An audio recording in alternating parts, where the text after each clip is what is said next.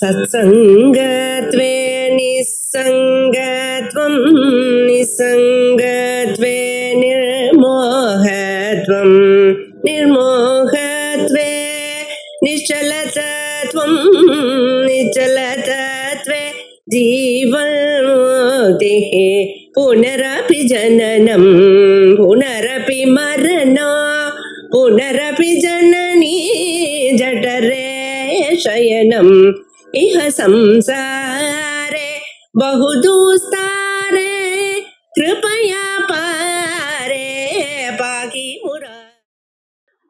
பகவானுடைய திவ்யமான நாமாக்கள்ல நேத்திக்கு வருணோ வாருணோ விருட்ச புஷ்கர அக்ஷோ மகாமனா அப்படிங்கிற நாமாக்களை பார்த்தோம். வருணஸ்வரூபமாக பகவான் இருக்கிறதாக சொன்னோம். வருணர்னு சொன்னா தீர்த்தத்துக்கு அதிபதி, ஜலாதிபதி. ஜலமானது நம்ம பிராணிகளுடைய எல்லோருக்கும் பிராண சக்தியை கொடுக்கக்கூடியதான தத்துவம். பஞ்சபூதங்கள்ல ஜல தத்துவத்துக்கு ரொம்ப மரியாதை. இந்த ஜல தத்துவம் இருக்கிறதுனாலதான் இந்த மனுஷன் இந்த லோகத்தை மேல் லோகம் போறான், மேல் லோகத்தை திரும்பி கீழ் வரும். அதனாலதான் சாந்தோக்கிய உபனிஷத்துல கேட்கும் பொழுது பஞ்சம்யாமாகதோ ஆப புருஷ வச்சதோ பவந்தி, 5வது ஆகுதியில இந்த ஜலமானது எப்படி மனிதாகாரமாக ஆகிறது அப்படின்னு சொல்லி. இந்த ஆபகான்னு சொன்னா ஜலத்துக்குள்ள 5 பூதங்களும் இருக்கு. இந்த 5 பூதங்களும் ஜலத்துக்குள்ள அடங்கி இருப்பதனால்தான் நாம பூஜை பண்ணும் பொழுது ஆசமனம்னு ஆரம்பிச்சு முதல்ல அச்சுதாயமா அனந்தாயமா கோவிந்தாயமா 3 ஜலம் தீர்த்தத்தை சாப்பிடுறோம்.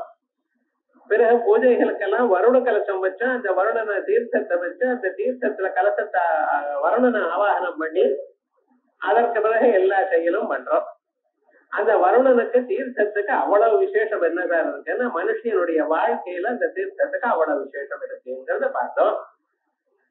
அதோட இல்லாமல் அந்த தீர்த்தமானது நாம ஹோமம் பண்ணும் பொழுது ஜல திரவியத்தை தான் உபயோகப்படுத்துறோம். பால், தயிர், நெய் இப்படிப்பட்ட பதார்த்தங்களை தானே ஹோமம் பண்ணிட்டு இருக்கோம். இந்த பதார்த்தங்கள்லாம் ஸ்ரத்தையா மாறுறதா. உங்களுடைய ஸ்ரத்தை எப்படி இருக்கோ அதுக்கு தக்கவாறு அது ஸ்ரத்தாங்கிற பெயரோட சேர்ந்து மனுஷன் மரணானந்தரம் இவனை சொர்க்கலோகத்துக்கு அழைச்சுன்னு போற. சொர்க்கலோகத்துக்கு அழைச்சுன்னு போகும் பொழுது அந்த சொர்க்கலோகத்துல இங்க நம்ம போறோம், நம்மள யாரு கவனிச்சுட்டு போற அப்படின்னு நினைக்கப்படாது. நீங்க எந்த அக்னி ஜுவாலைகளை ஹோமம் பண்ணிடோ காளி கராளி மனோஜவாச்ச புலிங்கினி யாச்ச சுதும்ரவர்ணா சுதும்ரவர்ணா அப்படின்னு சொல்லி லேலாய தேஜ சப்தஜிக்வா அக்னி பகவானுக்கு எந்த நாட்கள் 7 நாட்கள் இருக்கு, எந்த ஜுவாலையில ஹோமம் பண்ணிடும் அந்த ஜுவாலையானது கரெக்டா அந்த இடத்துல போய் நிக்கிறோம். நீங்க போற சந்தர்ப்பத்துல அங்கேயே இருக்கு, அவருக்கு கரெக்டா தெரியும். ஏன்னா உங்க மனசுல எங்க எந்த ஒரு கர்மா பண்ணிடும் அந்த கர்மா அவனுடைய இம்ப்ரிண்ட் அங்க இருக்கு. இப்ப எல்லாம் பயோடெக்னாலஜின்னு ஆரம்பிச்சு உங்க விரல ரேகைகள்லாம் இங்க போட்டுக்கிற பார்த்தா அது ஒத்தந்தத்தில் மாற்றப்படாதுங்கிறல அது அவளுக்கே தெரியும். நீங்க கிராஸ் பாடி ஸ்தூல சரீரத்துல இருக்கக்கூடியதான மார்க்க வச்சு சொல்லிட்டு இருக்க, அவன் மனசுல ஏற்பட்டதான அபூர்வத்தை வச்சு சொல்லிட்டு இருக்க. அது பர்ஃபெக்டா ஒவ்வொருத்தருக்கும் அதுக்கு தகுந்தா போல மாறும். அங்கே சொர்க்கலோகத்துல அவளை அழைச்சுட்டு போய் இவாளுக்கு என்னென்ன புண்ணியம் இருக்கு, என்னென்ன பண்ணினார் அப்படின்னு சொல்றா. அதுக்கு தகுந்தா போல பலத்தை கொடுக்கப்படுகிறது. பிறகு அந்த புண்ணியமானதுமே அங்க இருந்து இறங்கி மேகத்துல விழுந்து மேகம் வழியாக பூமியில வந்து பூமியில எள்ளுக்குள்ளாக மாறி எள்ளுக்குள்ளாக இருக்கிறத ஒரு புருஷன் சாப்பிட்டவரை அவருடைய சரீரத்துல பூந்துட்டு 2 மாசம் அங்கிருந்து அங்கா கங்கா லோனா லோம்னா அவருடைய சரீரத்துல ஒவ்வொரு பாகத்திலையும் ஏற்பட்ட அதனுடைய ரசமாக ஏற்பட்ட வீரியமாய் ஸ்ரீநடத்துல போய் ஆப புருஷவச்சதோ பவந்தி. இப்படித்தான் இந்த தீர்த்தமானது இங்க ஹோமம் பண்ணியதான பதார்த்தம் மறுபடியும் இவனுக்கு புருஷாகாரத்தை கொடுக்கிறது. ஒரு மனிதனாக மறுபடியும் பிறக்கிறார். ஆகையால் இவருடைய வாழ்நாள் முழுக்க வாழ்ந்த பிறகு பிறந்த பிறகு அவன் தீர்த்தத்தை சாப்பிட்ட வாழலாம் இல்ல, பிறக்கிறதுக்கு முன்னாலேயே பிறவிக்கு காரணமாக தீர்த்தம் இருக்கு. மரணானந்தரம் பரலோகத்துக்கு அழைத்துன்னு போறது இந்த மக்கள் தான் அப்படின்னு சொல்லி இந்த அப்பாவுக்கு ரொம்ப விசேஷம்ங்கிறத வருடா அப்படின்னு பேசு. வருணர் மட்டுமல்ல வாருடா வாருடா வாருடனா வசிஷ்டர் வசிஷ்டர் அகத்தியர் போன்றதான மகான்கள் சுரூபமாகவும் அவர் இருந்திருக்கார். வருணோ வாருணோ விருட்சா ஓரிடத்திலே இருந்து கொண்டு தான் உலகத்தை தான் சலிக்காமலே உலகத்தை அசையும்படி பண்ணியிருக்கார். அப்படின்னு மரம் மாதிரி தான் அசையாமலே இருக்கார்.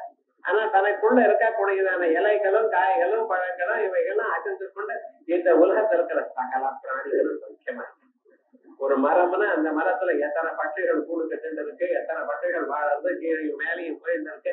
அதே போல இலைகளோ தொழுங்களோ எத்தனை பேருக்கு உபயோகப்படுறது, நிழல் எத்தனை பேருக்கு கொடுக்கறது, அப்படிப்பட்டதான விருட்சமாக விசாலமாக உலகத்திற்கு சகல பிராணிக்கும் சகாயம் பண்ணக்கூடியவரா இருக்கார். ஆயால் விருட்சா வருணோ வாருணோ விருட்சா புஷ்கராட்சோ மகாமனா புஷ்கராட்சா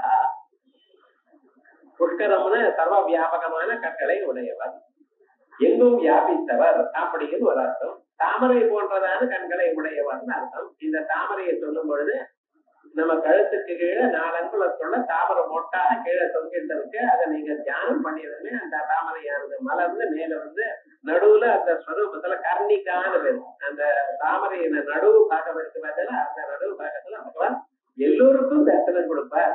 இன்னாருங்கிற வித்தியாசம் இல்லாமல் யார் யார் தியானம் பண்றாளோ அவளுக்கெல்லாம் தரிசனம் கொடுப்பாருங்கிற அபிப்பிராயம். புஷ்கராட்சோ அதுக்கப்புறம் மகாமனா மனஸ்வீன்னு உயர்ந்ததான ஒரு மனசை உடையவர். எப்படி மனசினாலே உலகத்தை சிருஷ்டிக்கிறார், மனசினாலேயே உலகத்தில் இருக்கிற ஒவ்வொரு பிராணியும் காப்பாற்றுறார், மனசினாலேயே உலகத்தை எல்லாம் தன்னிடத்துல சோகா மையதா உபனிஷத் சொல்றது எஸ்ய ஞானமயம் தபா. அவருக்கு அறிவுன்னு என்னன்னு இந்த தபசு தான், அந்த ஆலோசனை தான். சிருஷ்டி ஆலோசனை போகும். அவர் சத்திய சங்கல்பம் நினைத்தால் அந்த காரியம் ஆகிவிடும். அவருக்கு தனியாக ஒரு 10,000 பேர் இருக்கா சார், அவ எல்லாம் பண்ணுவான்னு இல்ல. ஒருத்தரம் ஒண்ணும் ஒரு சகாயம் இல்ல, எல்லாருக்கும் இவர் தான் சகாயம் பண்ணிட்டு இருக்கார். அப்படிப்பட்டதான உயர்ந்ததான மனதை உடையவர் அப்படிங்கிற நாமாக்கள்ல வருணோ வாருணோ விருட்சம் புஷ்கராட்சோ மகாமனா அப்படிங்கிற 5 திருநாமங்கள் விசேஷமான நாமாக்கள். அதனால மறுபடியும் ஒரு அனுதாசனம் பண்ணிட்டோம் நேற்று சொன்ன நாமாக்கள். அதற்கு பிறகு இந்த குணங்கள் இருக்கிறதுனால்தான் பகவானுக்கு ஒரு பெயர் பகவான் பகா நந்தி வனமாலி ஹலாயுதா பகவான். இது பகவான்கிற ஒரு பேரானது பகவானுக்கு ரொம்ப பொருத்தம். ஏன் தெரியுமா, அந்த பகவான்கள் எதனால அந்த பகவான்கிற பேர் வந்ததோ அந்த குணங்கள்ல அவர் இடத்துல பரிபூர்ணமா இருக்கு. பகவான் ஏன் சார் பேர் வரணும், யாருக்கு பேர் வரணும் அப்படிங்கிறத இந்த குணங்கள் இருக்கிறவருக்கு பகவான் பேர். என்ன குணங்கள்? ஐஸ்வர்யஸ்ய சமக்ரஸ்ய தர்மஸ்ய யசஸ்ய ஞான வைராக்யோஸ்தைவ ஷண்ணாம் பகயிதி ஈரணா. ஈரணான்னா சம்ஞா. அதுக்கு இந்த 6 இருந்ததையானால் இந்த 6க்கும் பகம் என்று பெயர். அந்த பகத்தை உடையவர் பகவான். பணத்தை இருக்கிறவன், தனம் இருக்கிறவன் தனவான், வித்யா இருக்கிறவன் வித்யாவான், புத்தி இருக்கிறவன் புத்திமான், பகம் இருக்கிறவன் பகவான். அப்படி ஒவ்வொரு பதார்த்தமும் வான்னு சொன்னா இருக்கிறவன் அர்த்தம். அந்த பகவான் யாரு? ஐஸ்வர்யஸ்ய சமக்ரஸ்ய பரிபூர்ணமான ஐஸ்வர்யம் இருக்கணும். பகவான் சொன்னா எப்படி?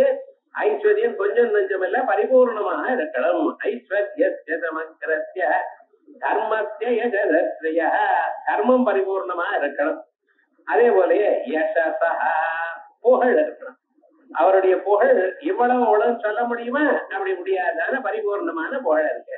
அதுக்கப்புறம் ஸ்ரீயா ஸ்ரீயா உன்னால சொன்ன ஐஸ்வர்யம்ங்கிறத பணத்தை தவிர மீதி எல்லாம் ஐஸ்வர்யம்னா சக்தி இவைகள்லாம். இவரிடத்துல எப்படி? ஸ்ரீயா பணமும் ஞான வைராக்கியோ தெய்வ ஞானம் வைராக்கியம். ஞானம் பரிபூர்ணமான ஒரு ஞானம், முக்காலத்துல ஞானம், எல்லா ஞானமும் பிரத்யட்சமா இருக்கணும். இப்ப நமக்கு ஞானம் இருக்கு, எந்த பொருள் இப்பொழுது இருக்கு அந்த ஞானம் தான் உங்களுக்கு இருக்கு. இப்பொழுது இருக்கிற பொருளை பாக்குறேன், பழசெல்லாம் என்ன பண்றாங்க? ரீகலெக்ட் பண்ணிக்கிறேன்.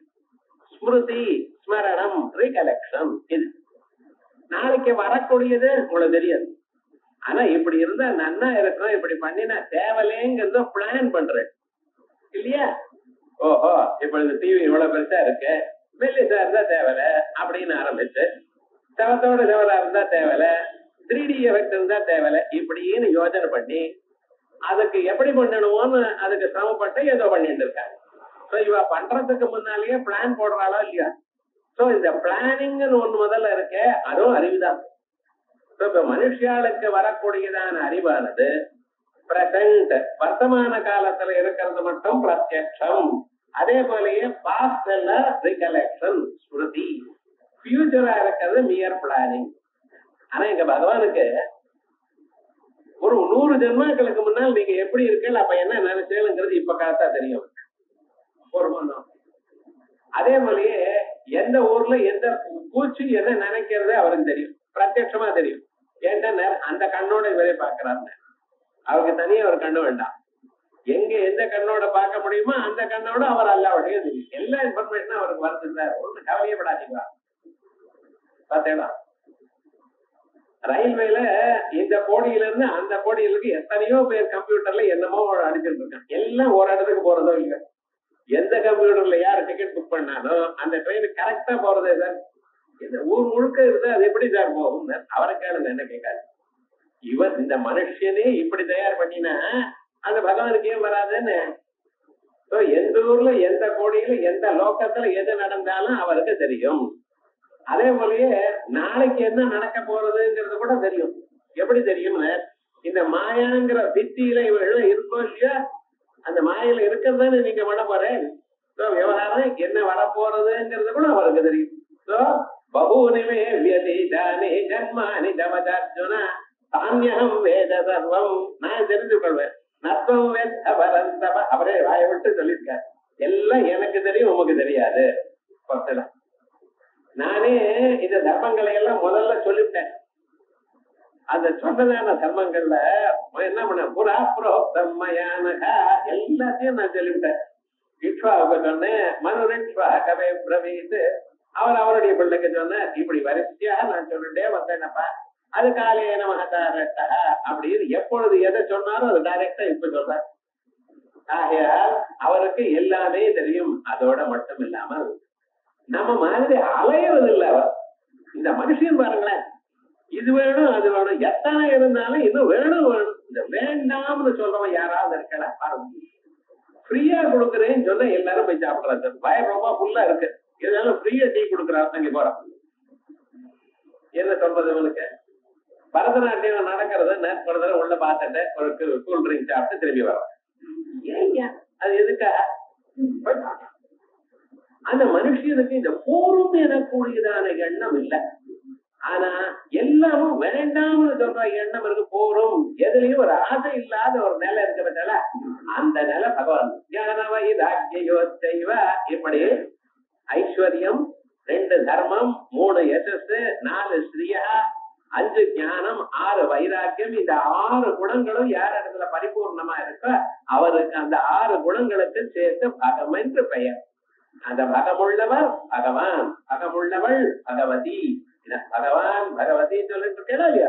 இந்த 6 குணமும் பரிபூர்ணமாக இருக்கணும். அதான் சொல்ற ஐஸ்வர்யஸ்ய சமக்ரஸ்ய தர்மஸ்ய யசஸ்ய ஞான வைராக்கியோ தெய்வ ஷண்ணாம் பகவதி ஈரணா சோ அஸ்ய அஸ்தி பகவான். அது இவரிடத்துல இருக்கிறதுனால இவருக்கு பகவான்னு பேரு.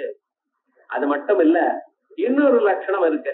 உற்பத்தி பிரளயம் தெய்வ பூதானாமாகதிம் கதிம் வித்ய வித்யாம் அவித்யாம் ச சவாச்சோ பகவானிதி. உற்பத்திம் பிரளயம் தெய்வ. இந்த உலகங்கள்லாம் எப்படி உண்டாகிறது, எப்படி உண்டு பண்ணணும், ஒவ்வொரு பிராணியும் எப்படி உண்டாகிறது, இதெல்லாம் மனுஷன் சாதாரணமா முட்டை முதல்ல வாத்து முதல்லையா அப்படின்னு கேள்வி கேட்கிறாங்க. அதே போல கொட்டை முன்னாலேயே மரம் முன்னாலேயே. இதுக்கெல்லாம் உங்களுக்கு ஆன்சரே தெரியாது. கிண்டல் பண்றதுக்காக பேசிட்டு இருப்பான். பகவான் முதல்ல என்ன உண்டு பண்ணார் தெரியுமா? நான் ஐத்தரிய உபநிஷத்துல இருக்க என்ன பண்ணார்? முதல்ல அந்த பிராணியை உண்டு பண்ணாராம். பிறகு அந்த பிராணியில இருந்து அடுத்ததாக ஒரு व्यक्ति வரத்துக்காக என்னமோ அந்த அரேஞ்ச் பண்ணிருக்க.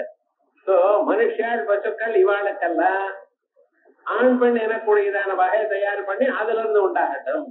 கோழி முதல் இந்த வார்த்தை இவைகளுக்கெல்லாம் என்ன முட்டையா உண்டாகி அதை உடைச்சுட்டு வரட்டும். அதே போல இந்த பேன் எல்லாம் இருக்கு பார்த்தீங்களா, இந்த சரீரத்துல வேர்வை இருந்தா அதுல இருந்து உண்டாகட்டும். இப்படி அண்டஜம் ஸ்வேதஜம் ஜராயுஜம் உத்பிஜம் அப்படின்னு பூமியை பொழந்துட்டு வரக்கூடியதான சில பிராணிகள். இப்படி அவைகள் முதல்ல எதை உண்டு பண்ணினார்? பிராணினை உண்டு பண்ணினார். அதற்கு பிறகு அந்த பிராணிகள் தன்னுடைய இனத்தை வளர்த்துவதற்காக என்ன பண்ணணும் அதை அவர் தயார் பண்ணினார். இப்படி இத்தனை பதார்த்தங்கள்லாம் எப்படி உண்டாகணும்? அதை முதல்ல உண்டாகிறது மட்டும் இல்ல, அதை அழியணும். அதுக்கு வழி என்ன? இது அவரே தயார் பண்ணியிருக்கார். ஒவ்வொரு பிராணியும் எப்படி அழியணும், கடைசியில சம்சாரம் எல்லாம் முடிஞ்ச பிறகு எல்லாரும் எப்படி அழியணும் அதெல்லாம் தயார் பண்ணார். பூமியினுடைய பாரத்தை குறைக்கிறதுக்காகத்தான் அவர் உண்டானார். அதுக்கப்புறம் என்ன ஆச்சுன்னா 60,000 ஆத்துக்காரியவருக்கு நரகாசுரன் அத்தனை பேரையும் சேர்த்து வச்சுட்டான் ஸ்திரீகள்லாம். அவ வெளியில வந்தாச்சு. நரகாசுரன் சொன்ன பிறகு அவரை யாரும் கல்யாணம் பண்ணிப்பா. அத்தனை பேரும் பகவானையே கல்யாணம் பண்ணிருக்கா. ஒவ்வொருத்தருக்கும் 10 ஆண் குழந்தைகள் 10 பெண் குழந்தைகள். என்னடா பண்றது? அப்படியே போயிட்டார்.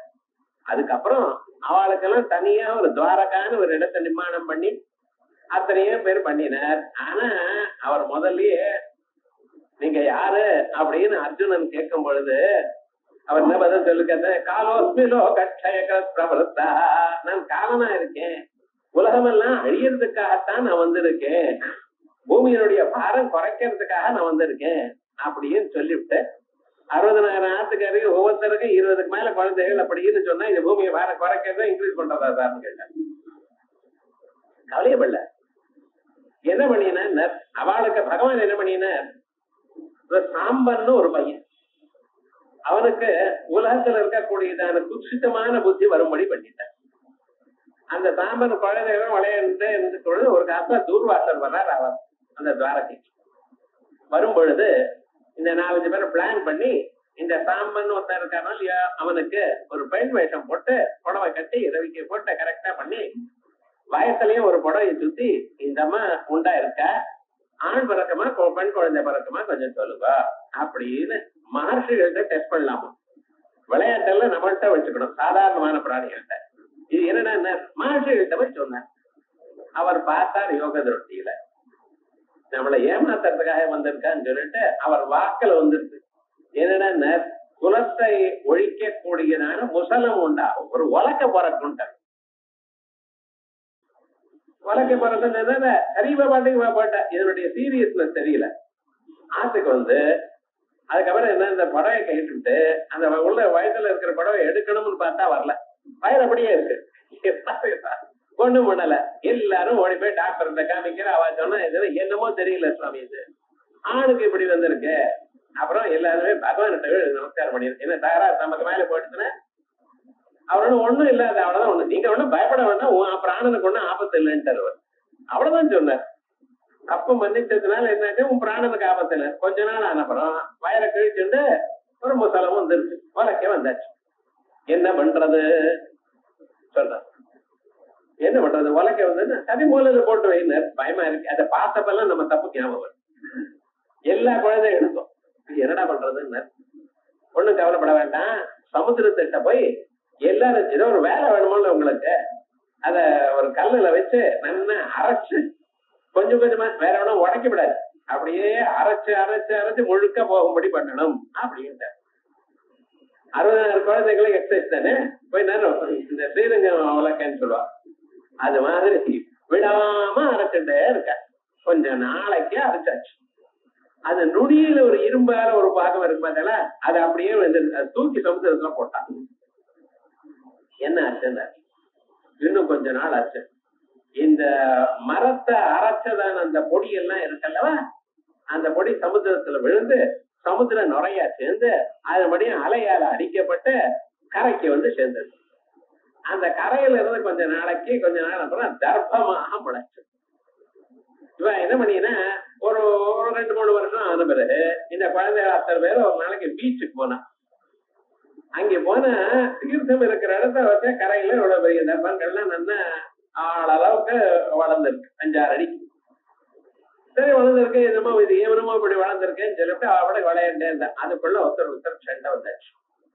சண்டை வந்ததுமே அங்க அடிச்சுக்கிறது கம்பு இன்னும் ஒண்ணும் இல்லையோன்னா இத போட தூக்கி ஒவ்வொருத்தரும் பிடிங்கிட்டு ஒருத்தர் அடிச்சுட்டா. இப்படி அடிச்சுட்டு 60,000 குழந்தைகள் பிராணம். என்னன்னா பூமியே பாராவதாராய, பூமியினுடைய பாரத்தை குறைக்கிறதுக்காகத்தான் வந்தேனா. அச்சா அந்த சமுத்திரத்துல தூக்கி போட்டா பார்த்தீங்களா இரும்பு, அந்த இரும்பானது சமுத்திரம் அடிச்சு மறுபடியும் கரைக்கு வந்து ஒரு வேடன் அதை எடுத்துட்டு இருக்கான். எடுத்துட்டு அதை கூறா ஆக்கி ஒரு அம்புல வச்சு அம்பு நொடியில வச்சு அவன் உபயோகப்படுத்திட்டே இருந்தான். ஒரு நாளைக்கு பகவான் தானே ஒரு மரத்துல உட்கார்ந்துட்டு அப்படியே சாஞ்சுட்டு விரல மட்டும் கால் கட்டவரல மட்டும் அப்படியே ஆட்டின்டே இருந்தா அதுக்கப்புறம் என்ன யோஜனை பண்ணிட்டே இருக்கிற காலத்துல ஒரு மூலையில இருந்து ஒரு வேடன் பார்த்தான். இது ஏதோ ஒரு பிராணி போல இருக்கு, மரத்துல ஆட்டிட்டே இருக்கு அப்படின்னு நினைச்சு அதுல அம்பு போட்டான். அந்த அம்பு நுனியில இந்த இரும்பு இருக்கு. என்ன யாதவ வம்சம் முழுக்க அழியணும்னு தன்னை உட்பட இது பார்த்தீங்களா அந்த வம்ப போட்ட. அதான் கால் கட்ட வரல் எல்லோருக்கும் ரொம்ப முக்கியம். ஏன்னா பிரஷ்னோபனிடத்துல சொல்லி இருக்கு, எப்படி சார் பிராணன் உள்ள போயிருக்கு, பிரபதாபியாமேவ பிராபதது, கால் கட்ட வழியா தான் பிராணன் உள்ள போச்சான். இந்த ஆத்மாவானது எப்படி வந்து லிங்க சரீரம் எப்படி உள்ள போச்ச, சுஷும்னா நாடி வழியா உள்ள போச்சு. அவ ரெண்டு பேரும்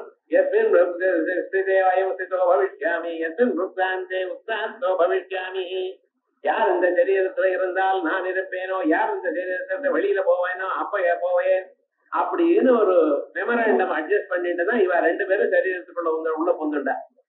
கால் கட்ட வரல் வழியா பிராணன் போச்சு, வேலைக்காரன் போற வழியா நம்ம போலாமா, நமக்கு வேற இன்ட்ரெஸ்ட் வேண்டாமா அப்படின்னு தலை வழியா அவர் போனாராம். இப்படின்னு உபனிஷத் கதை சொல்லி இருக்குன்னு. இப்படி அந்த கட்ட வரல அடிச்சார். சரி இதுதான் சாக்கு நமக்கு பிராணனை விடுறதுக்கு அப்படின்னு பிராணனை விட்டார். அந்த சமயத்துல அவர் இங்க பக்கத்துல இருக்கக்கூடியதான உத்தவரை கூப்பிட்டு அவருக்கு உபதேசம் பண்ணி, நீங்க ரிஷிகேஷுக்கு போங்க, அந்த இடத்துல விதுரர் இருப்ப, அவருக்கு உபதேசம் பண்ணுங்க, நான் சொன்னதா சொல்லுங்க அப்படின்னு போற சொல்லிவிட்டு போற. பிராணனை விடும் போறதான் எல்லாம் சொல்றேன். இந்த உத்தவர் இங்க இருந்து ஏன் சார் உத்தவருக்கு சொன்னார், மைத்ரேயரும் கூட இருந்தார், மைத்ரேயருக்கு ஏன் சொல்லல, உத்தவருக்கு ஏன் சொல்றார் அப்படின்னு. இல்ல இவர் ஞாபகம் வச்சுட்டு சொல்லக்கூடிய கெப்பாசிட்டி இருக்கிறவர். சில பேருக்கு சொன்னா ரசிப்பா, ரொம்ப ஆஹா என்னமா இருக்கு என்னமா இருக்கு, அடுத்த நாள் என்ன சொன்னார் அவரே கேட்டுக்கொள். அது ஞாபகம் வச்சுட்டு சொல்ல தெரியாது. ஆனா அந்த சக்தி உள்ளவர் இவர். ஏன் இவர் அடிச்சுன்னு போய் போங்கன்னு சொல்ற சொல்லிவிட்டு இவர் அங்கே ஹரித்வாருக்கு போற. ஹரித்வாருக்கு போன அந்த இடத்துல விதுரர் உட்கார்ந்துட்டு இருக்கார். உத்தவரை பாக்குறார்.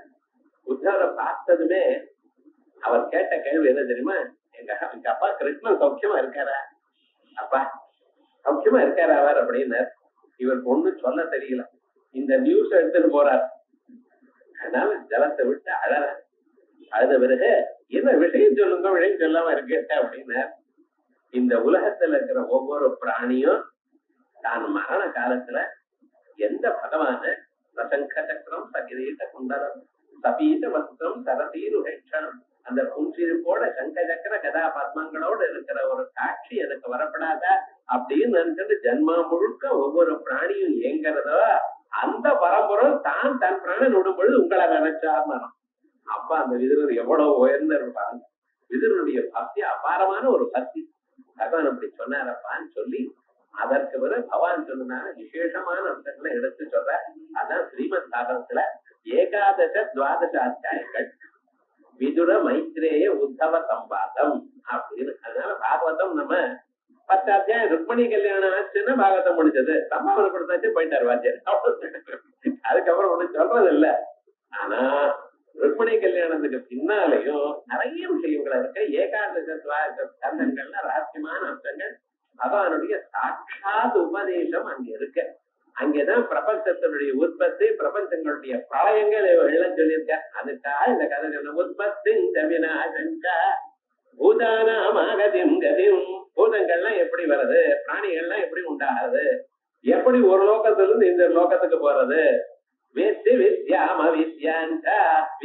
அவித்யா இந்த இரண்டையும், அறிவென்ன அறியாமை என்ன, அறியாமனுடைய ஸ்வரூபம் என்ன, தன்னுடைய மாயா சக்திக்கு தான் அறியாமைன்னு பேர்.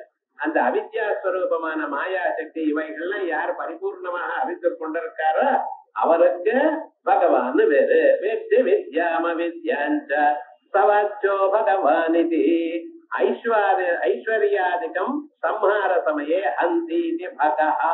இது வரைக்கும் பகவான் என்கிற பெயருக்கு அர்த்தம் சொன்னோம்.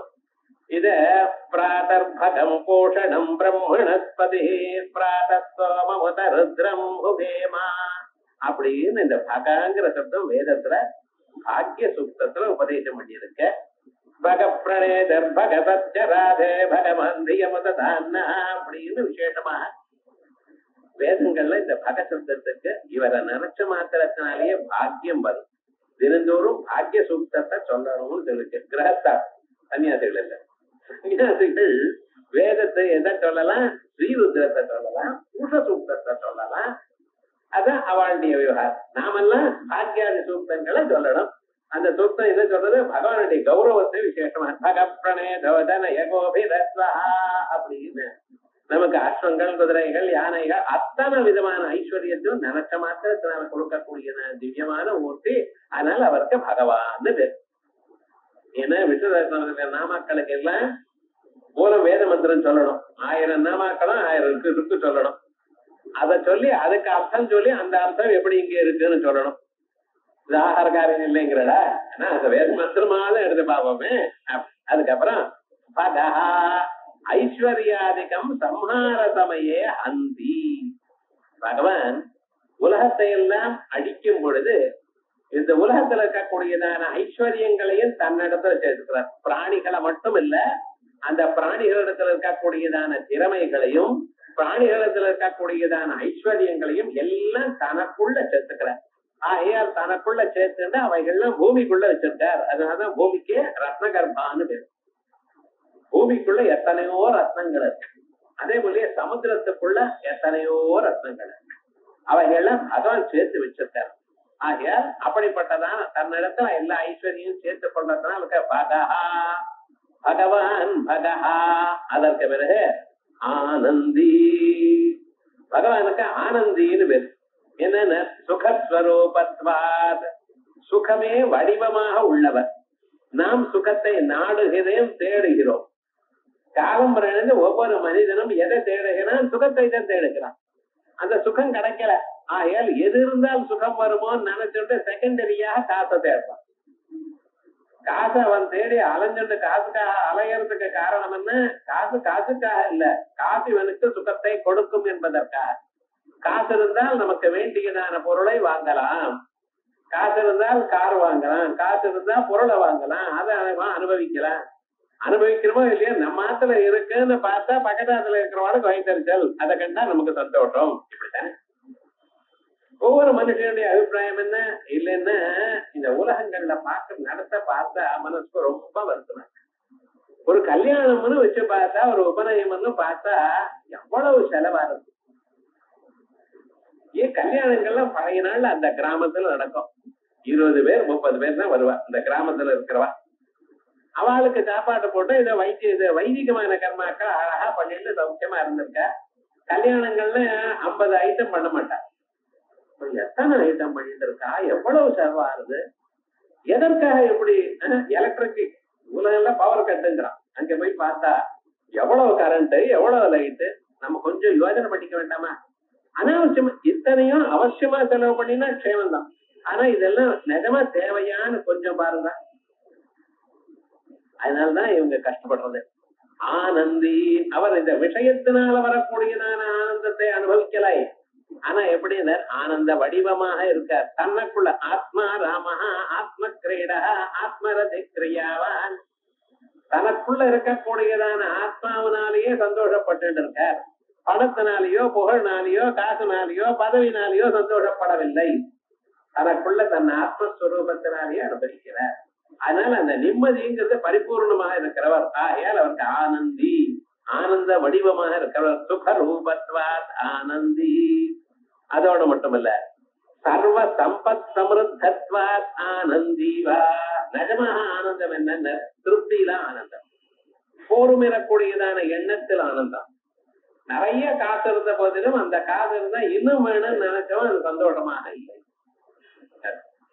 இருக்கிறத போரும் நினைக்கிறான் பார்த்தா, அவனிடத்துல வேண்டியதெல்லாம் பகவான் கொடுப்பார். யோகக்ஷேமம், உங்களுக்கு எந்த சமயத்துல எது வேணுமோ எவ்வளவு வேணுமோ அதை நான் கொடுக்கறதுக்கு தயாரா இருக்கேன்.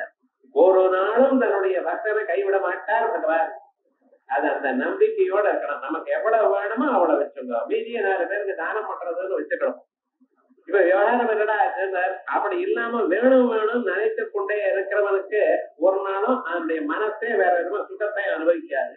என்ன பண்றது? ஒரு பிராமணர் அர்த்தனார் வந்திருக்க, பரம ஏழை, ரொம்ப சிரமப்பட்டு வந்துட்டு இருக்க. ஒரு ராஜா, ஸ்ரீஹர்ஷன் ராஜா, அவர் சிம்மாசனத்துல உட்கார்ந்துட்டு இருக்க. அவரிடத்துல ஒரு விரதம் உண்டு. யாரு வந்தாலும் அவளுக்கு கொடுக்கணும், வெறும் கையோட அனுப்பப்படாது அப்படின்னு யாசனம் பண்றவாளுக்கு கொடுக்கணும்ங்கிற அபிப்பிராயத்தோட வந்திருக்க.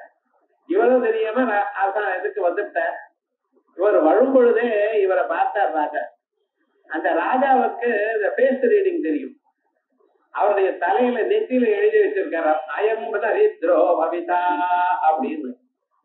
இவன் தரித்திரனா ஆவான் அப்படின்னு அவர் தலையிலேயே பிரம்ம எழுதி வச்சிருக்கார்.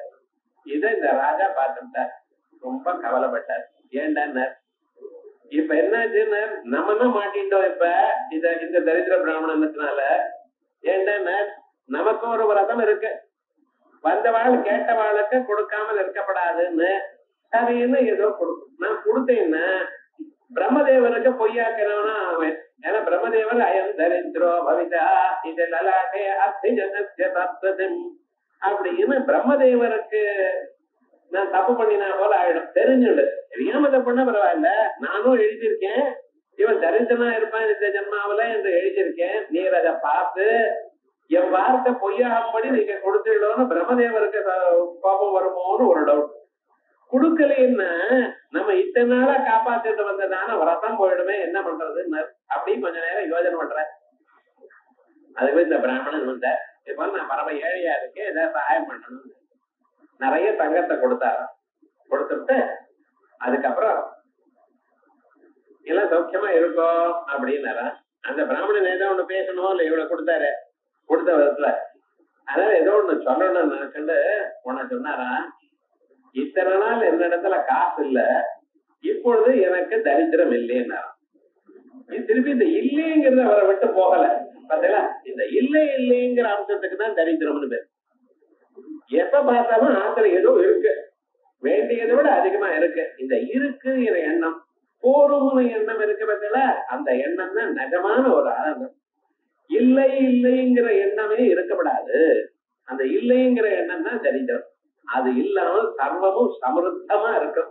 போருண்டாப்பா இன்னொன்னு வந்ததுன்னு எதற்கு நமக்கு இருக்கிறதோட போருமே அப்படிங்கிற எண்ணம் தான் சமருத்தின்னு பேர். அந்த சமருத்தி உள்ளவர் ஆகியால் ஆனந்தா சர்வ சம்பத் சமருத்தத்வாத் ஆனந்தீவா. ரைட். அதுக்கப்புறம் பகவான் பகானந்தி, இன்னொரு வனமாலி. இந்த வனமாலி எனக்குடையதான நாமாக்களை நம்ம அங்கெங்க வச்சுட்டு பார்த்துட்டு இருக்கோம். வனமாலின்னா என்ன? இது பார்த்தா பகவான் கிருஷ்ண அவதாரத்துல காட்டுல இருக்கிற புஷ்பங்கள்லாம் எடுத்து தொடுத்துண்டு போட்டுண்டாராம். புஷ்பங்களுக்குள்ள நம்ம நாட்டுல அங்கெங்க இருக்கக்கூடியதான புஷ்பம், ரோஜா புஷ்பம் என்ன, மல்லி புஷ்பம் என்ன, ஜாதி என்ன, இவைகள்லாம் எடுத்து கட்டிட்டு தலையில அலங்காரம் பண்ணிட்டு இருக்க. இந்த புஷ்பங்கள்லாம் தலையில அலங்காரம் பண்ணிக்கிறது அப்படிங்கிறது சகஜம். ஆனா காட்டுல இருக்கிற புஷ்பங்கள் இருக்க பதில அந்த புஷ்பத்தை யாரும் தொட மாட்டான். இங்க இருக்கக்கூடியதான வாசனையும் அவைகளுக்கு கிடையாது. இருந்த போதிலும் அந்த புஷ்பங்களையும் தான் எடுத்து தொடுத்துண்டு தான் போட்டுண்டு அவைகளுக்கும் ஒரு கர்வத்தை கொடுத்தாராம், ஒரு சான்ஸ் கொடுத்தார். இதுக்கு மோட்சத்தை அடையிருக்கு. நம்ம பிராணிகள்ல மனுஷங்கள்லாம் நாம எல்லாம் இருக்கோம். நாம பகவானை அடையறதுக்கு என்ன பண்றது? அவரை தியானம் பண்ணணும், அவருடைய உண்மையான ஸ்வரூபத்தை அறியணும். உண்மையான ஸ்வரூபத்தை அறியறது பார்த்தா அது வேதாந்தங்கள்னால தான் முடியும். ஆத்மாவாரே திரட்டவிய ஸ்ரோதவியோ மந்தவியோ நிதித்தியாசிதவியா அப்படின்னு உபனிஷத்துல இருக்கக்கூடியதான வாக்கியங்களை விசாரம் பண்ணி அதனால மோட்சத்தை அடையறதா மானிட பிறவிக்கு இவன் செய்ய வேண்டியதான மிக சிறந்ததான செயல். வேதாந்த வாக்கிய விசார அத்தியவசான நிர்வத்தாகி பிரம்மாவகதி. சூத்திர பாஷ்யத்துல வேதாந்த வாக்கியங்களை விசாரம் பண்ணி அதனால ஏற்பட்டதான ஒரு உயர்ந்ததான ஒரு நிலைதான் பிரம்மாவகதி. பிரம்மாவகதி பரமம் பிரயோஜனம். பாஷ்யக்காருடைய சென்டென்ஸ் அப்படியே நொற்று பண்ணலாம். வேதம் மாதிரின்னு பிரம்மாவகதி அல்லவா ஒரு மனிதனுக்கு அவன் வாழ்க்கையில பரம பிரயோஜனத்தை கொடுப்பது. சரி, அந்த பாஷ்யம் நமக்கு யார் தான் சொல்லி கொடுப்பா? அதனுடைய அர்த்தம் நமக்கு எப்படி சார் தெரியும்? பகவத் அனுகிரகம் பண்ணும். பகவத் அனுகிரகம் வந்தா தான் ஆச்சாரியன் கிடைப்பான். பகவத் அனுகிரகம் வந்தா தான் இவைகளை வாசிக்க முடியும். சரி, பகவத் அனுகிரகம் எப்படி வரும்? ஸ்டெப் பை ஸ்டெப் சொல்லியிருக்கார் வியாசாச்சாரியர். அபிசம்ராதனே பிரத்யக்ஷ அனுமானாபியாம். சம்ராதனம் பண்ணுங்க. சம்ராதனம் ஆராதனம் பக்தி தியான பிரணிதானாதிகம் இவைகள்லாம் பண்ணுங்க வரும். பக்தி தியானம் இவைகள்ல நம்ம எப்படி வரவழைத்துக் கொள்றது? பகவானுக்கு புஷ்பங்கள் பலங்கள் மனசுனால கொடுங்க. கொடுக்க முடிஞ்சதுன்னா கொடுங்க. இல்லைன்னா பகவானுக்கு ரத்னை கல்பிதமாசனம் ஹிமஜலை அப்படின்னு உங்க மனசுல பகவானை ஆராதனை பண்ணி ஆவாகனம் பண்ணிட்டு அவருக்கு எல்லாம் பண்றா போல நினைச்சு பாருங்க. இப்படி பண்ணிட்டே இருந்தேனால் உங்களுக்கு பக்தி வரும். பக்தியினால வர பக்தி கிராக்கியோகி தெய்வதம். அப்படி அந்த பக்தியினால பகவான் சந்தோஷப்பட்டு உங்களுக்கு எல்லாத்தையும் கொடுப்பார். இத நமக்கு இப்படி ஏற்படுறது மனிதனுக்கு. ஆனா ஒரு பிராணிகள்லாம் பசுமாடு எப்படி சார் பகவான் அடையும்? அடுத்த ஜென்மம் அதை அடையணும். அதுக்கு எப்படி? அதே போல ஒரு கொடியா பிறந்திருக்கு, அதெல்லாம் எப்படி அப்படின்னு மனுஷ துவார ஒரு பசுமாடு இருக்கு, அது பால் கொடுத்துட்டே இருக்கு. கண்ணுக்குட்டி கொடுக்கறது நம்ம கொடுத்தாலும் கொடுக்கறது. என்னைக்காவது ஒரு நாள் அந்த பசுமாட்டினுடைய பாலை எடுத்துன்னு வந்து பகவானுக்கு அபிஷேகம் பண்ணினால் அந்த புண்ணியத்துல ஒரு பங்கு அந்த பசுமாட்டுக்கு போடலாம். புஷ்பங்கள்லாம் இருக்குமே, அந்த புஷ்பத்தை எடுத்துட்டு நீங்க பகவான் பாதங்கள்ல சமர்ப்பணம் பண்ணிடையானால் ஒரு துளசி தளத்தை எடுத்துட்டு துளசி தளமுலத்தோ அப்படின்னு பகவானுக்கு பாதங்கள்ல வச்சுடையானால் உங்களுக்கு மட்டும் புண்ணியம் இல்லை சார். அந்த துளசி செடிக்கும் அடுத்த ஜென்மாவில அது அங்கிருந்து மானிட பிறவி அடையும். இப்ப இவைகள்லாம் எப்படி பரம்பரையா மனிதன் தானா பண்ணலாம். மற்ற பிராணிகள்னா மனிதன் வாயிலாக அது உயர்ந்ததான நிலைய அடைகிறது. அவர் பார்த்தா இந்த காட்டுல இருக்கக்கூடிய புஷ்பங்கள் அது யாருக்கும் உபயோகப்படாது. அது அப்படியே அளவை போக்குறது மத்தியானம் வரைக்கும் இருக்கு, சாயந்தரம் கீழே விழுந்துடும். அது அவ்வளவுதான். அது அதனுடைய லைஃப் எல்லாம் அப்படிதான் போயிட்டே இருக்கு. யாரு வந்து என்னையாவது ஆடு வர்றது மேய்ஞ்சிட்டு போயிடும், அவ்வளவுதான் லைஃப் கிருஷ்ணார்மணம். ஆனா அந்த காட்டுல இருக்கக்கூடியதான புஷ்பங்களுக்கும் நன்மை உண்டாகணுங்கிறதுக்காக அவைகளை தினமும் தொடக்கத்துல தான் போட்டுட்டு வருவாராம். அதனால பகவானுக்கு அவ்யாஜ கருணா மூர்த்தி. எல்லா பிராணிகளும் சௌக்கியமா இருக்குன்னா அவ முன்னேறணும் எனக்கூடியதான எண்ணத்தில் இருப்பதனால் அவருக்கு வனமாலி. வனமாலிங்கிற பேர் எப்படி சொல்றது? பரமேஸ்வரன் எப்படி தன் தலையில சந்திர பறையை வைத்துக் கொண்டு உலகத்துல எல்லோருக்கும் நான் கருணாமூர்த்தி எனக்கூடியதான எண்ணத்தை காட்டி விட்டாரோ அதே விதமாகத்தான் வனமாலையை தரித்து ஒவ்வொரு நாளும் தான் இவ்வளவு அவ்வியாஜமாக எல்லோருக்கும் பிரதி பிரயோஜனத்தை எதிர்பாராமல் நன்மையை செய்து கொண்டே இருப்பேன் எனக்கூடியதான அம்சத்தை காமிச்சாரா. ஆகையால் பகவானுக்கு வனமாலி என்று. வன்யஸ்ரஜா பகவத்துல சொல்லும் பொழுது காட்டுல இருக்கக்கூடியதான புஷ்பங்களை மாலையா தரித்தவர். இப்படி ஒரு வனமாலிங்கிற பதத்துக்கு ஒரு அர்த்தம். வனம்னு என்ன? தத்வனம் தத்வனம் இத்யுபாசிதவ்யம் அப்படின்னு வனம்னு போற்றத்தக்கவர் அப்படின்னு அர்த்தம் கேனோபனிஷத்துல வரும். வனம் சம்பஜனீயம் அப்படி. அதே போலயே நம்ம இதயத்துக்குள்ள ஒரு பரமாத்மா இருக்க. அமத்தே வாமனமாசீனம் விஸ்வே தேவா உபாசதே அப்படின்னு வனஹ வாமனஹ ரெண்டு ஒரே அர்த்தம்.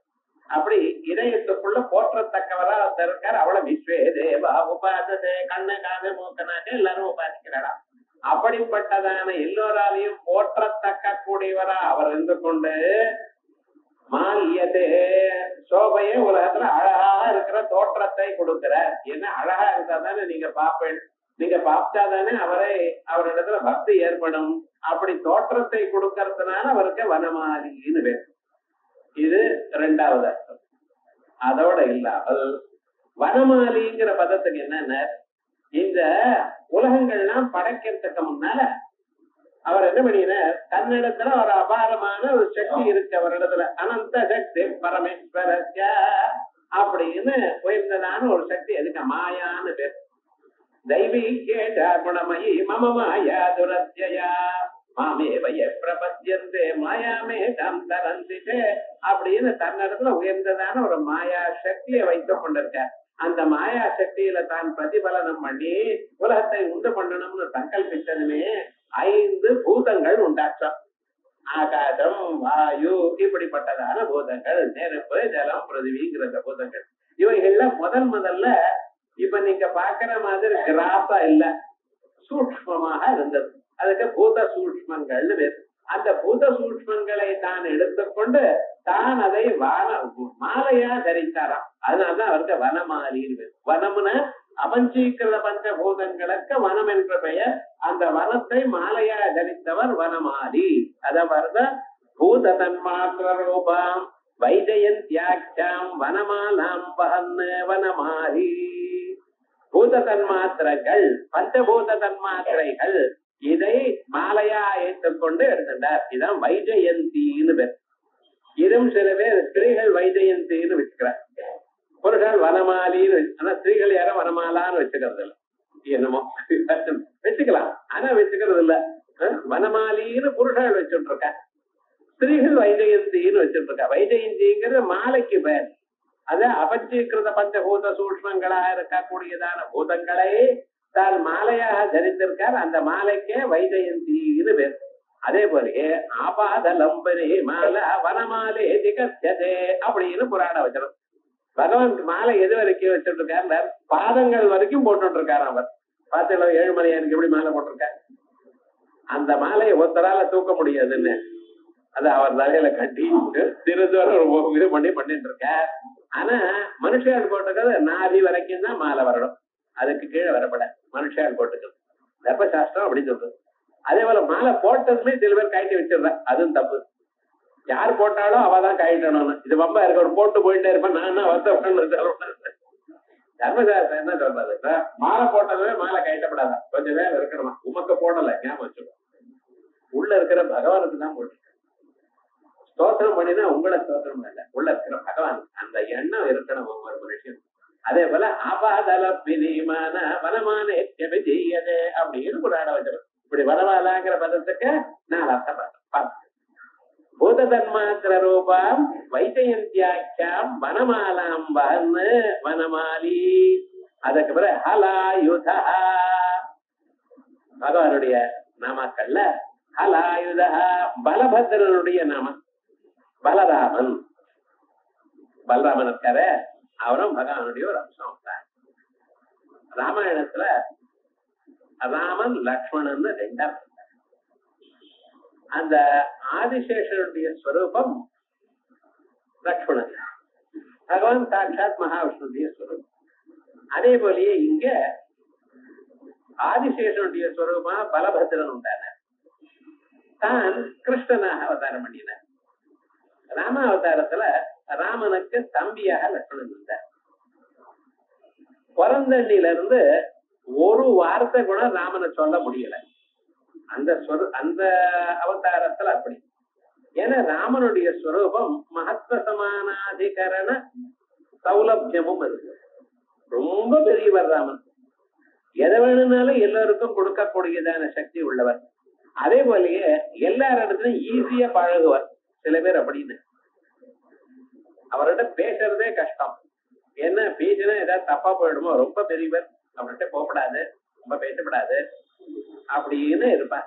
அதுல இவாளும் எப்படி இருப்பார், ஒரு கௌரவமா எட்டியே இருப்பார். ஆனா கிட்ட போய் ஒரு 2 நாள் பழகினோம்னா அதுக்கு ரொம்ப சுலபம். நீங்க எதை கேட்டாலும் சொல்லுவேன்.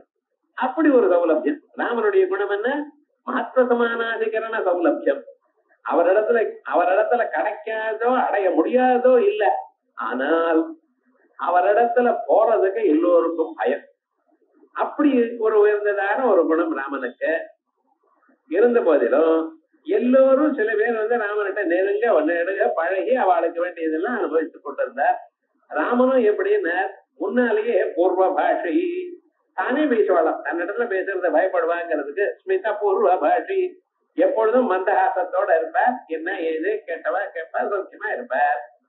ஆனா லக்ஷ்மணன் என்னாச்சுன்னு, ராமன் பல சமயத்துல தன் வாழ்க்கையில பண்ற சந்தர்ப்பங்கள் எல்லாம் லக்ஷ்மணனுக்கு பிடிக்கலன்னா அது எடுத்து சொல்லணும்னு பாக்குற முடியல. என்ன எப்படி இருக்கும் பாருங்க. ராமன் பண்றது தப்புன்னு தெரியுது, பக்கத்திலேயே தான் இருக்க, தானா இருக்கும் பொழுது சொல்லவும் முடியல. ஆனாலும் அது பாம்பு அவதாரம் பண்ணும் சொல்லாம இருக்குமா? ஒரு 2 விஷயத்துல சொல்லியாச்சு. என்ன தசரதர் காட்டுக்கு போ அப்படின்னு ராமனை சொன்னதாக இருக்கிறது. அப்ப லக்ஷ்மணன் ராமன் ரெடி ஆயிட்டார் காட்டுக்கு போறதுக்கு. அப்பா சொல்லிட்டாரு. அப்பா சொல்லவே இல்லை, மாற்றம் தாயார் தான் சொன்னான். அப்பா சொன்னதாக சொன்னாரோ இல்லையோ, நம்ம போகணும்னு ரெடி ஆயிட்டார். ரெடியான சந்தர்ப்பத்துல எவ்வளவோ சொல்லி பார்த்தா யாரும் கேட்கல. அப்ப லக்ஷ்மணன் வர, என்ன சுவாமி நீங்க எல்லாம் ஒரு க்ஷத்திரியனா, தப்பான காரியம் கண் முன்னால் நடந்தா அதை திருத்தி சரி பண்ண வேண்டியதல்லவா க்ஷத்திரியனுடைய தர்மம். இந்த அப்பா வயசானவர், கொஞ்சம் நெஞ்சம் இல்ல, சாதாரணமா 70+னால சென்னையிலுங்கிறான். இப்ப என்னடா ஆச்சுன்னா, அவர் 60,000 வருஷம் ஆயிடுது. இத்தனை வருஷம் ஆனவர் புத்தி பேதல் அடிச்சிருந்தவருக்கு இல்லைன்னா நேற்று ராத்திரி பட்டாபிஷேகம் சொல்ல வேண்டியது காலம் உனக்கு இல்லைன்னா என்ன சார் அர்த்தம்? இது என்ன ஆர்டினரி திங்க? என்ன நடந்துட்டு இருக்கு? வம்ச பாரம்பரியமாக இதுல இருந்து 36 தலைமுறை சொல்றோம். பெரிய பையனுக்குத்தான் ராஜ்யம் வந்திருக்கு, வேற யாருக்கா அது வந்திருக்கா, கொடுத்திருக்காளா? அதுல அசமஞ்ச பிரபுத்திகள்லாம் இருந்திருக்கா?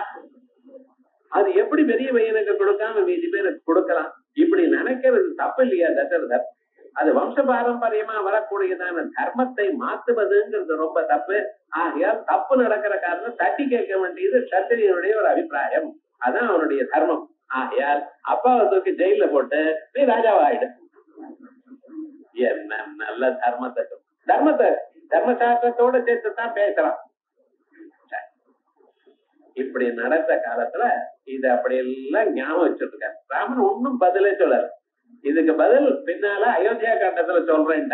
அப்ப சொன்னார்னு வச்சுக்கலாம். இப்ப அது வேண்டாம் கதை விவகாரம் என்னன்னு இப்படி 2-3 சந்தர்ப்பங்கள்லதான் லக்ஷ்மணன் அண்ணாவை எதிர்த்து பேசக்கூடியதான சந்தர்ப்பம் வந்தது. ஆனா பேசினதெல்லாம் தப்புன்னு அப்பவே உணரக்கூடியதான் வந்துருது. இதெல்லாம் பொறுத்துட்டு இருக்கான் சார் லக்ஷ்மணன். கடைசியில ஒண்ணுதான் என்ன ஆச்சுன்னு, யாரோ ஒரு வண்ணான்னு சொன்னதுக்காக மன்னிய சீதாதேவிய கொண்டு போய் காட்டுல கொண்டு போய் விட்டுட்டு வான்னு. அந்த விட்டு வரப்ப சீதாதேவிக்கு தெரியாது விட்டு வர போறாரு. ஆனா அங்க விட்ட பிறகு அதற்கு பிறகு சீதாதேவி விட்டு திருப்பி போறப்ப இந்த வார்த்தையை சொல்றாரா அண்ணன். இது போல அண்ணா சொல்லிட்டு வந்தார். அப்ப சீதாதேவி அழறா. அப்பொழுது அதனுடைய கர்ப்பத்தை காமிச்சு, பாத்தியா இந்நிலையில இருக்கான்னு உங்க ராமனுக்கு சொல்லு, இனிமேல இன்னும் சந்தேகப்படப்படாத அப்புறம் இது தெரியல என்ன அப்படின்னு பேசினா. அப்ப ஒரு பதிக்க சொன்னாராம், இந்த ஜென்மாவில நான் அண்ணா பேசிய தாண்ட முடியாதான ஒரு நிலைக்கு வந்துட்டேன். அடுத்த ஜென்மாவில தம்பியா பிறந்தார். ஏன்னா நான் தம்பியா பிறந்தானே இப்படி வம்பா இருக்க அப்படின்னு. அதுக்காக அடுத்த ஜென்மால அண்ணாவா பிறந்தார் பலராமனா. என்னடா ஆச்சுன்னு ஒரு வார்த்தை அவர் சொன்னது நடக்கல. கிருஷ்ணன் தான் ஒழுக்க, கிருஷ்ணன் சொன்ன போல ஆச்சே தவிர வேற ஒண்ணும் இல்லை. இருந்தாலும் அந்த ஹலாயுத கையில கலப்பைங்கிற ஒரு ஆயுதத்தை வச்சுண்டு அவர் உலகம் முழுக்க உயர்ந்ததான ஒரு நிலைக்கு கொண்டு வந்தார். அதனால அவருக்கு பலராமனுக்கு ஹலாயுதம்னு பேர். இங்க விஷ்ணு சஹஸ்ரநாமத்துல அந்த அவதாரத்தையும் சொல்லணுமோ இல்லையோ அது. அதனால ஹலாயுதா, ஹலாயுதம் அஸ்யா, ஹலம் ஆயுதம் அஸ்யா, கலப்பையே ஆயுதமாக வைத்துக் கொண்டவர் ஹலாயுதா. பலபத்ர ஆக்கிருதி, பலபத்ரனுடைய அவதாரமா இருக்கார் அப்படின்னு. இந்த ஹலாயுதம்னா எல்லாத்தையும் ஆயுதமா வச்சுக்கலாம். ஆனா இந்த கலப்பைய போய் ஒரு ஆயுதமா எடுத்துப்பாளா சார்? இது என்ன பெரிய விவகாரமா இருக்கு? அது என்ன விசேஷம்? அந்த ஆயுதத்துல என்ன இருக்கு? கத்தி பரவாயில்ல, கதை பரவாயில்ல, இதெல்லாம் யுத்தத்துக்கு உபயோகப்படுறது, சத்ருக்களை பண்றதுக்கு. அலத்த ஆயுதமா வச்சுருக்கார என்ன விசேஷம்? அவ இடம் தெரிஞ்சுக்கணும்.